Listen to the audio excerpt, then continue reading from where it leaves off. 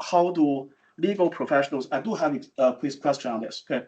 How do legal professionals, sociologists, and psychologists ask different kind of questions, okay? And how do they differ? Put a long story short, so if I'm a legal professional, I would say, I would question the legality. I would try to find the criminal statutes or whatever to figure out the behavior is in the book or not, right? That's your job, to understand the law, check the law, right? Check the law book. If you're, so you would want to find out, what kind of crime, is this a crime? What kind of crime it is, right? First degree, second degree, third degree. Right? If you're psychologists, psychologists' unit of analysis tend to be individual. They look at the mind, right? So the question would be, under the same condition, why this individual is more likely to commit a crime than the other individual, right? You want to find out what kind of individual are more likely to commit a crime, especially in terms of their psychological profile, in terms of personality, okay, in terms of their brain functions. We'll talk a little bit more about this later on, okay? And then, so psychology treat crime as a mental health issue. We mentioned so many times. I know you get tired of this, but sociology, we look at the social issue, but more specific, the question we ask, why crime rate? Remember? So crime rate is the number of crime prevented for the population, it's a group characteristic, a structure, right? Why crime rate varies across different time, place, and groups, right? And what are the social conditions that shape individual likelihood to commit a crime? So I still want to know why this individual committed crime than the other, but I don't look the answer at the person's mind, personality. Rather, I look at the social environment this person likely to live in. Right? And finally, now, why do society criminalize and decriminalize the behavior? ChatGPT was a good example, right? Somebody, actually, I don't remember who wrote freedoms. I never heard that term. I checked. It's quite interesting. The anti-consumer movement, but which I never heard about. Sometimes I'm reading you guys things is interesting. I mean, I learn things. Now, so those things we talked about already. Oh, by the way, for example, quizzes, there's something important. I mentioned it already. Okay. So remember, American criminal justice system is based on a rational principle. Individuals make a rational choice based on cost-benefit analysis to commit a crime. And our criminal justice system is built to the extent that make crime doesn't pay. So they stop crime. This is very different from psychology and sociology. In sociology and psychology, we don't like each other that much, but one thing we tend to agree, that people's free will, rational choice is limited. The reason we say so is because either the person's rational choice may be driven by their psychological problems. So in other words, I planned smartly how to abduct a person or to kill a person, but I was planning this rationally under an illusion that somehow they are going to attack me. I'm a schizophrenic. Different so far. So in a sense, I don't have a choice because my mind is under that influence. Okay. So let me just make this a little bit more. So if you want to see if a person has is mentally responsible for something, traditionally is that in the courts, sometimes people say, okay, if a policeman next by, would you still do it? Okay, that's supposed to be a check whether you know what you're doing. Okay, but what if I know the police here that I won't do it? It looks like I'm smart. I don't have a mental problem, but maybe I don't do it. But the whole plan, okay, the whole plan is under the illusion, the mental schizophrenic illusion that these are people going to attack me. So it's psychology, sociology generally agree. People's free will are limited. Psychologists think it's driven by your mental health issues. Sociologists think it's driven by social and environmental issues. That's where we disagree.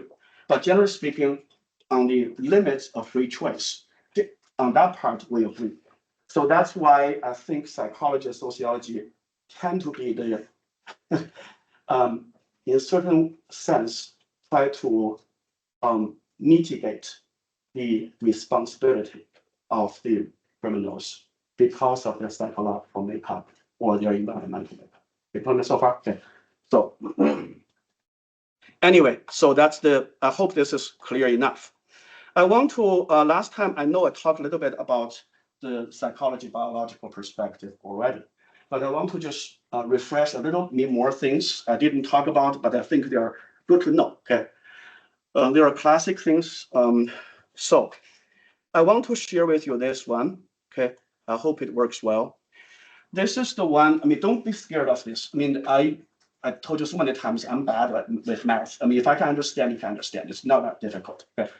This is one of the classic studies when I came into college in 1990s. The study was done in 1987, 1984. Yeah, so 1984, yeah. It was in Switzerland, okay. This is the study I think really put sociologists on the fence, okay. Because traditionally everybody understands crime can be a social issue. The first thing when some crime happens, you say, where's the parents? You know, where's the community? Where's the church? All the people. It's a, the ritual. It's a good question, right? But frankly, sometimes I do think psychology may play a role. Okay, think of Jeffrey Dahmer. Okay, I can understand the person. You kill somebody, but killing a totally innocent person who didn't provoke you at all, right? And not only killing the person, but yeah, I'm sorry that being gross here, cut the person in pieces, and store in a barrel, and eat a person from time to time. It's just I think those kind of things probably went beyond sociology a little bit. Okay. And I do think there's psychological element in it. Okay. And probably the most strong evidence, I'm arguing for psychology now. Okay. The strongest argument as if you're a psychologist, I think you can make is that if you think it's social environment of crime, then there will be way more crime than there already is. Because many people have bad social environments. Okay. Even in the worst social environments, it's always a small number of people who are hardcore criminals commit most of the crime. So if you're psychologists, I think that's a very strong defense. You're saying basically it's a psychological issue because it's a small number of people, not every population. Okay, that's your argument over there. Okay. Now, this one is probably the most famous one. It's a little bit controversial, it's a bit offensive, it's not a perfect study, but it does put social defense. Let me show you what it is. Okay. The guide study is called cross-fostering. Okay, just follow the logic, it's not difficult. Okay, so imagine a child was adopted at birth, and this child may have some criminal records, right? You want to compare this adopted child at birth, the criminal records, with the criminal records of the biological parent and the criminal records of the adoptive parents. You understand logic here? If this child's adoptive criminal records resembles more of the adoptive parents, then it's social influence because that's the person who raised him, right? If the child's criminal records resembles more of the biological parents who really never raised him at all, then it's probably have some biological element to it. Do you follow me so far? Okay, that's the simple logic of this. Okay, so what you see here, this two is not too difficult to understand. So here is the children's biological, so 143 children whose biological parents has criminal records and their adoptive parents also have criminal records. So both nature and nurture work against you in a sense. Okay, in that sense, out of the 143, 24%, okay, 25% become criminal. They have criminal records themselves. By itself, it's not really that big, but still it's high, right? And then you look at here, biological parents, no criminal records. Adoptive parents, no criminal records, so it's very low. These two are easy to understand, right? So both nature work, nurture work for you, both nature and nurture against you. This both nature nurture work against you. Anyway, so this is the two interesting. Here is your biological parents with no criminal records, but your adoptive parents have criminal records, a social influence. You see 15% roughly among the kids who have criminal records. But here, among the 1,226 kids whose biological parents have criminal records, but adoptive parents, people who raise you, do not have criminal records, it's 20%. 5% higher than the other. You've been following me so far? And based on that, he began to argue something super big. If I make it more controversial, is saying crime can be inherited partially. Okay, that's if I make it dramatic. Okay, so that's the study put a lot of sociologists on defense. It shouldn't be too much because the percentage is still very low. But if I have to make a rough estimate, it looks like biology may play a 10% to 20% role versus the 80% of social environments. Right? It looks like that. But that's the study that changed the whole topic in a sense. Okay. Now, so last time I mentioned, people talk about psychopaths, people who just don't feel things, although they are quite charming and smart, and the frontal lobe damage, and the paranoid schizophrenia. All of these marshmallow tests, all of these together, psychology give you a lot of factors. Okay, but I would say from my learning of all this, the fundamental factor we're trying to look at is self-control. I mentioned that last time in class already. Okay, if you really want to find out just a simple one factor to predict an individual's likelihood who have criminal predisposition, everything else being equal, okay, then self-control seems to be the most agreed upon factor, okay, except prior criminal records. Okay, so for individual level, this is a psychology biology essentially. Okay, I just want to show you something. What psychologists say about this. How can I move this? So this is the. I just want to share with you this. I can put this. This is not a whole list. This is actually a psychological measurement that most social scientists use to measure self-control. Okay, so what they try to tap into is a person's impulsivity, prefer simple tasks. Okay, risk-seeking, prefer physical activity, self-centeredness, and temper. So the question they have for each one, they have a lot of questions, and for each question, anybody heard of a Likert scale? You choose 1 through 5, right? And with those numbers, you calculate them, just like you would go to hospital sometimes. You put all the numbers together, give you a sense of what the person's like. Okay. And so impulsivity, I just copied one question over there. I often act on the spur of the moment without stopping to think. And they give you 1 to 5, and you check which one it is, describe you, right? And simple tasks, when things get complicated, I tend to quit and withdraw. And I'll be honest with you, sometimes I do have a problem. Okay. And risk-seeking, I don't think I'm too much of a sheep. Sometimes I will take a risk just for the fun of it. Okay. Anybody do bungee jumping? I'll never do bungee jumping. Okay. Physical activity. Honestly, this one I think is the professor probably is really biased for his own profession. I like to get out and do things more than I just like to read and contemplate things. I don't like to sit and think. I like to do things. Okay. They use this and a lot of other questions to tap into supposed to be a lack of self-control, one element. Self-centeredness, if things I do upset people, it's others' problem, not mine. Okay. And finally, when I'm really angry, other people better stay away from me. Okay. So answer these questions, like the way they measure it. I just want to give you a concrete sense what does it mean, okay, for self-control. Let me just say this way, okay. No matter how good psychologists are, I think their unit of analysis is individual. In other words, I don't think psychologists are good at explaining crime rate changes. So why crime rate goes up in from 1960s all the way to the 1990s and then decline. Those kind of things, I don't think so. I mean, because people's psychology don't change that much, biology don't change that much. Okay, you have to refer to the political, cultural, social environment of it, because we're talking about a group phenomenon, crime rate, not in terms of individual who commit it, right? So I'm not saying psychology is wrong, but we're asking different questions. Okay, now, before we get anywhere, I want to first talk about Durkheim. Okay, this is extremely famous. I guarantee you some exam on the quiz. Okay, Durkheim talked about the function of crime.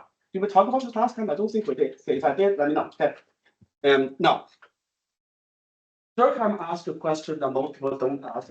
The typical sociologist functionalist. Okay, that is a wonderful question. Okay, so it's a very insightful question and have a very big influence. Okay, so he observed this. Okay, the Durkheim's very famous phrase is saying crime is normal. Okay, for example, quiz, I'm going to ask you this way. So if Durkheim thinks crime is normal, what does he mean by saying crime is normal? He says, well, first of all, crime exists almost everywhere across all societies, anytime. Okay, no, that's not what he means, but he says that's the phenomenon. Okay, now, what does this? So everywhere you go, like this, everywhere you go, no matter which society you go, he says you're going to see a crime wave going up and down, up and down, up and down. Okay, as a typical old functionalist society moves up and down, but always try to reach an equilibrium, or your people study public health, homeostasis, okay, reach a balancing state, okay. But every society will see crime going up and down, up and down, okay. Even if you go to a society of angels, you're still going to see crime wave going up and down. Why? The typical example people usually give, your textbook give, would be the Salem witch hunt, right? So even when you're a group of Puritans were highly religious, obedient, still they have crime wave going up and down. Okay. Now, how to explain this? So he argues this way. Okay. When crime goes too high, then society lost its social order, and people are scared. People lock themselves up in the home and leave the streets, public space to the criminals, right? And there's no rules anymore. But when crime goes too low, what will happen? Okay, it says when crime goes too low. Now here's the logic. Okay, bear with me with the logic. Okay, as human beings, evolutionary-wise, we need to collaborate with people to get things done. To collaborate means to form a group. To form a group, the process is forming an in-group and an out-group. To form a group means dividing in-group, out-group. The very process of drawing the line of in-group, out-group is the drawing this moral boundary. Who are we? We are like this, we're not like that, right? So the very process of group formation is the process that necessitates the existence of the definition of crime. You find me so far? Okay. So crime has to exist. It cannot be too high, it cannot be too low, okay, but it has to exist. If it doesn't exist, we no longer have to put out. Okay, basically. And that's his. So if I make it a bigger question, would be just think about 9/11, right? So how polarized Americans suddenly unite again, right? The issue is if I make it more dramatic, saying this, US, for example, we defeated Russia, the Soviet Union, we defeated the communists after the 1990s, then we don't have enemy anymore. But then who are we as Americans? The idea is we have to have a new enemy. This is not a criticism. It's just for his mind, it's a natural law. Okay, society needs an enemy to unite. Okay, so draw moral boundaries. That's basically the kind of key perspective of it. Okay, and now when too many people commit crimes, let's say everybody in the class cheat. Okay, and that's the case. Then society will tend to change to accommodate a new moral, essentially, because the people's moral change. Previously, premarital sex is not okay. Now the vast majority of people accept it, right? So so basically society changed, right? But the key thing for him is crime serves a function. The function. So when he says crime is normal, it means group formation need certain amount of crime to make the group united and have a solidarity and an identity. Everybody follow you so far? Okay, that's basically what he's trying to say. Okay, crime is normal. And let me just make this as an application. In 1970s, there was a very famous sociologist who happened to be a US senator. He's a Democrat, but today we tend to think of him as more or less a moderate conservative. Okay? His name is very controversial person. His name is Daniel Patrick Moynihan. You can check his name, extremely famous. Okay? He wrote an article very famous article used Durkheim. He said the article's title is called Defining Deviancy Done. Okay, what does he mean by that? He's complaining that in the 1960s and 70s in the US, we have sex revolution, everybody use drugs. So basically, he argues society is artificially making everything that previously think is not permissible, permissible. In other words, artificially lower the crime rate. You follow so far? Okay. Now, when that happens, he argues, following Durkheim's argument, then America will lose its identity. Okay. Society will, following the functional perspective, will disintegrate. Okay. That's essentially. So he's complaining about using Durkheim. Okay. But no matter what, I want you to understand the concept when Durkheim says crime is normal. What exactly what does he mean? Okay. It's sort of the function. Okay, is everybody clear about this so far? I hope so. Okay. Now, I'm going to jump to some basic sociological explanations of crime. You want to keep this page at least. It's a summary. I want to summarize a little bit, and then we'll go to a little bit detail. Okay. I'm only going to introduce 4 of these. The most common ones people use. Anybody who studied criminology class probably is familiar stuff. Okay. Now, this is no longer asking the question. Okay, mostly no longer asking the question, what is crime? Why this one is crime, that the other one is not. That's not a question. Here is basically looking at the social roots of crime. What are the social roots of crime? If you want to control crime. Right? So here we're looking at 4 factors. So think about the likelihood of an individual or a group to commit a crime as a dependent variable. That's one question. What do you use to explain it? Right? So the 4 perspectives. To put it very, very clearly, a very simple way, the first one is saying delinquent peer influence. Okay.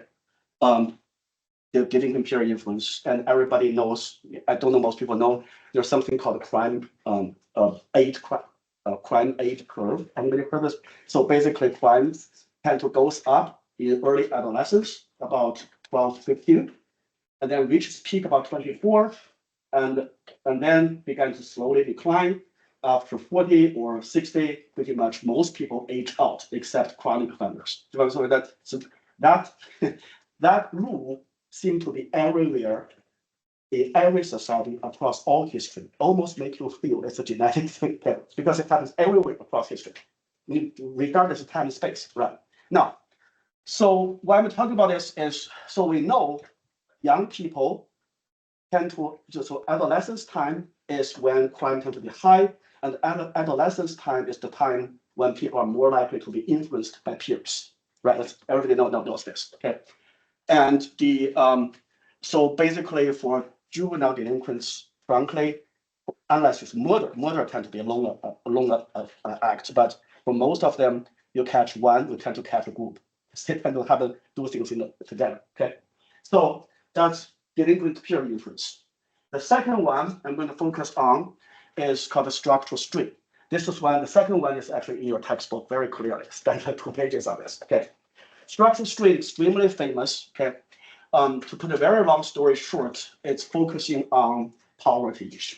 Okay, so if you think about yourself as a person. Okay, social forces influence you. Okay, I would say the delinquent peer group influence is the one that sort of pull you into the delinquent peer groups. Okay, you hung out with the bad guys. So that's why parents care so much about this, right? And then the second one, poverty will be the forces in society that without peer friends drag you in, but poverty push you. Okay, that's the other force in society, push you to work because I'm too poor, I cannot afford my food, and I have to steal to do some illegal to feed myself, right? So that's the second factor. The third factor is I'm going to talk. I don't know if the time allows me to finish. The third factor is unique. Okay, it's a social bond. What that means is this. I would say that if you talk about force, one is drag you into delinquent peers when the poverty push you. This one is everybody, let's say, has equal likelihood to commit a crime, but some of us has social bonds that yank us back. And some of us don't have a social bonds to yank us back. Okay, so that's the ties that prevent you from committing crime. Okay, the third force. The last one is typical sociology. Okay, it's a labeling theory. You probably can guess what it is. It's about stigma. Okay, when everybody call you certain, because looking glass self assumes people develop identity, especially children, which is true. Okay, children develop identity often by feedback from others, especially primary group others. And if primary group others begin to define you as a delinquent, then you begin to develop that identity and act accordingly as self-fulfilling prophecy. Everybody understand? So that's the fourth one. Okay, so this one would be a good one, I think, to use for exam quizzes that you can organize your thoughts together. Okay, so if you allow me, no matter what, I'm going to look at the first one. Okay, differential association, delinquent peer influence, the logic behind it. Okay, differential association. Let me try to follow this. Okay, first of all, they disagree with psychology and biology, especially biology. Okay, they don't think crime is inherited. They argue crime is learned. Okay, nurture, typical nurture argument. Okay, from 1930s to 1940s. Okay. Second thing, they argue crime is not driven by poverty. They disagree with the other one. Okay, because their logic is this: poverty can make you find a job. Poverty can make you steal. If poverty can explain both legal and illegal behavior, then poverty is not explaining it, right? Because you can predict both opposite directions, right? So they argue the real factor is delinquent peer influence. Okay. Now, so let me show you this before I go back to here. So in their mind, American society is filled with different kind of values, different kind of ideas. All of us are surrounded by different kind of ideas in our mind. Okay, so one type of people tell you, play fair, don't be a bully, forgive and forget, turn the other cheek. The other one teach you drinking is okay, the end justifies the means. I don't get mad, I get even, don't let anyone push you around. Okay, so you are taught with different conflicting ideas on you. So which one would persuade you to go either way? They argue depends on who you usually hung out with. And the ones that usually hung out with, the one especially the very close primary group influence, are the ones that tilt the balance in your mind to be socialized with delinquent beliefs. And that delinquent beliefs tend to make you to become delinquent. That's the logic of this. Okay, and in that delinquent group, okay, in that delinquent peer influence group, as independent variable, we'll try to understand juvenile delinquency, substance abuse, right? And then the delinquent peer group tend to be the primary groups that influence you, the personal intimate relations, right? And what do you learn there? You learn the motive to commit a crime. Okay, you also learn the skills to commit a crime.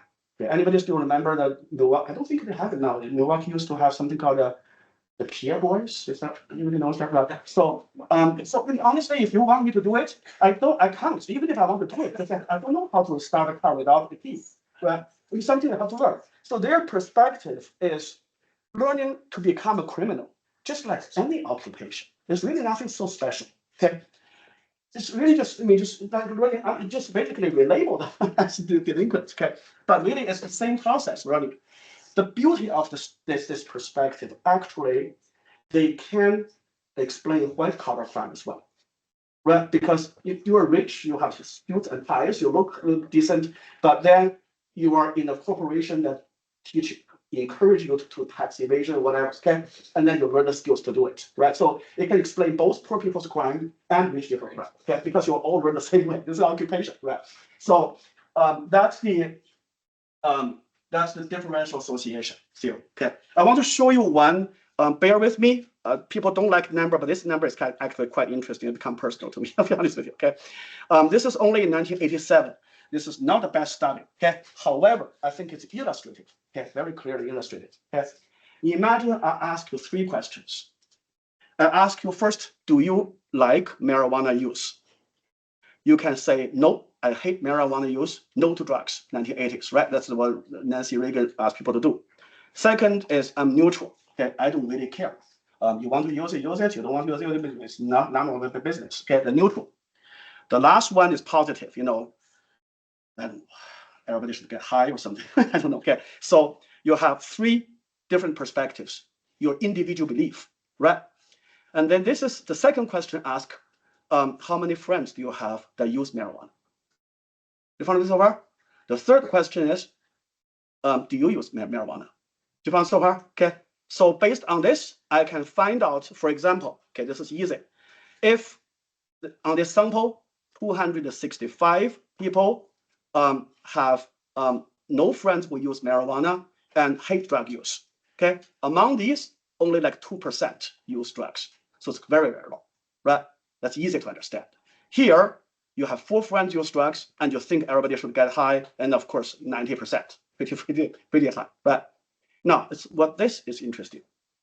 Here is you believe everybody should use drugs, but you have no friends who use drugs, 26% use drugs. Here, you have 4 friends who use drugs, become 67%, even if you hate drug use. Do you follow me so far? That's try to illustrate the power of the group. Everybody follow me so far? Okay. I think it's a good illustration of the differential association theory, delinquency peers. I don't know if anybody have personal experience. I'm just going to tell you one of my personal experience. Okay. Before I came to US, in China, at least in my age, I don't know today anymore. Probably Molly knows more about this. Okay. At least to now, I don't think most people use drugs. Okay. Marijuana use is like. But when I came to US, this is early 1990s. I was in graduate school. The students' age tend to be older. And we're all like the age of boomers together, hung out together.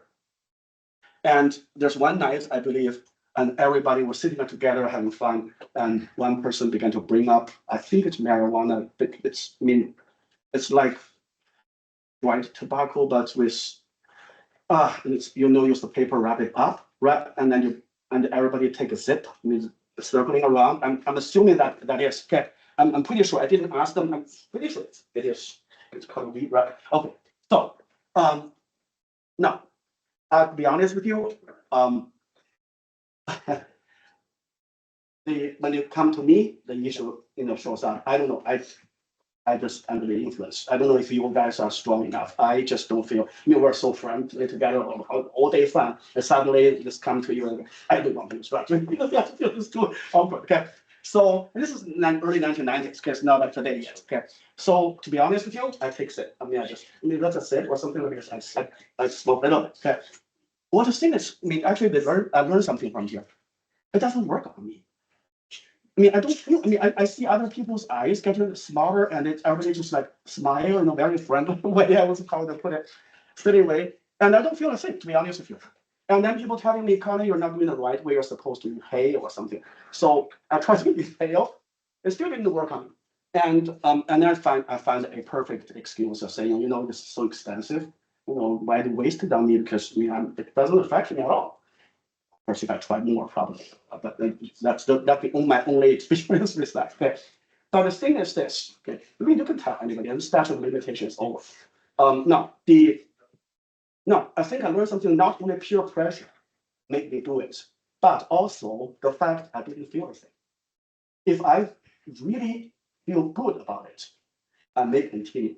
If I'm so far, but I didn't feel the thing that made me did. So purely delinquent peers may not work enough. Maybe there has to be reinforcement. If I'm so far, if I want to be tough, make sure my peers respect me. But if I do the delinquent behavior, nobody is still not respect me. Then why would I not do it, right?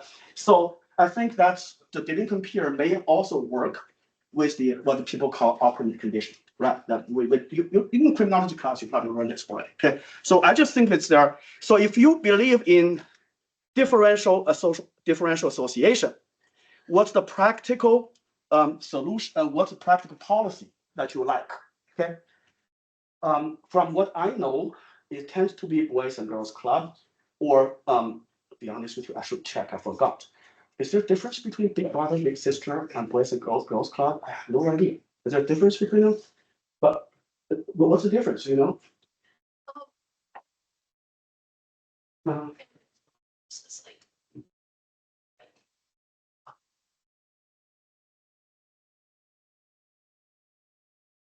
uh, it's like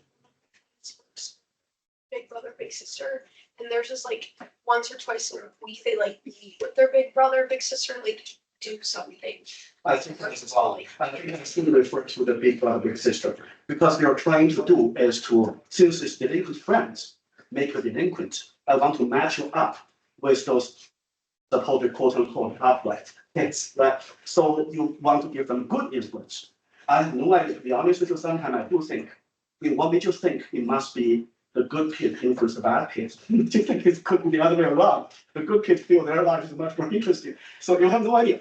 But anyway, it's a big brother, big sisters program. Okay, they would support that. But remember for exam quizzes, you know, if I ask you differential socialization, the differential association, what public policy, that can be the public policy. Okay, and they also believe in learning because they think deviants learned, so they care about spanking. And I don't know anybody studies psychology. No, I think 99% psychologists agree spanking is bad. Teaching people use violence to solve problems. They have been preaching this. 99% of psychologists preaching this since 1950s, and no parents listen. As far as I know. Okay.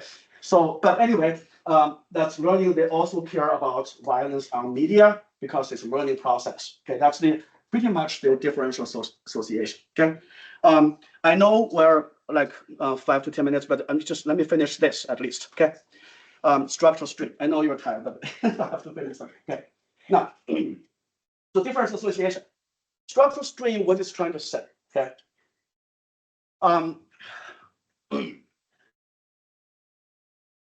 Structural stream basically starts from this premise.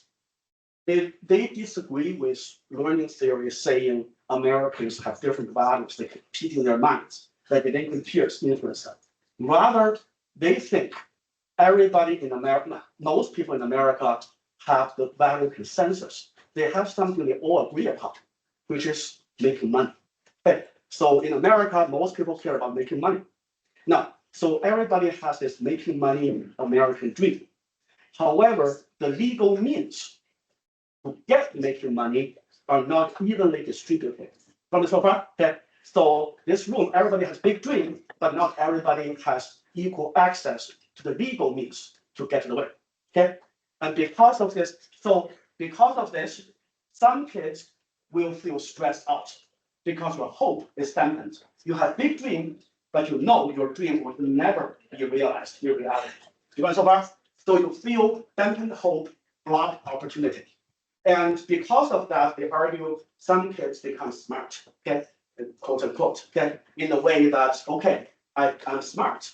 I don't have legal means, but I can use illegal means to make money out of this, right? So that would be the crime origin in terms of poverty or inequality. Okay, let me quickly go through this very quickly. This is the last. I promise you, it's the last slide. Okay, this is so famous. This is so famous. Okay, just bear with me. So anybody have seen this before? This is extremely busy. Every textbook talk about. Okay, so this is Robert Merton theory. Okay, so all of us face this American dream, which is cultural goals. Okay, legitimate means would be the access to legal means to do things, right? Now, based on this, all of us adapt to it in American society. It's a source of structure, okay, not psychological, right? Now, one is conformity is you have the American dream and you are born with a silver spoon in your mouth. So you don't have a problem. Okay. So ironically, this theory would not predict rich people can crash because they have both. Okay. So they shouldn't can crash. Okay. Now, the second group, of course, is typical Al Capone. Okay. For example, I'm the second or third generation immigrants. I don't want to wait any longer. I mean, I'm having something too strong. I mean, I'm smart. I will do alcohol, whatever, okay, to make my money. Okay. So there are people who give up, who accept the American dream, class sign, but give up legal means. Just bear with me. I'm going to finish. Okay. Third one, ritualism. Find yourself. I don't know where you are, but I find myself more or less a ritualist. Okay. Ritualism means you give up the American dream, but you don't want to write the law. What that means is because the American dream is supposed to be defined as forever trying to reach higher.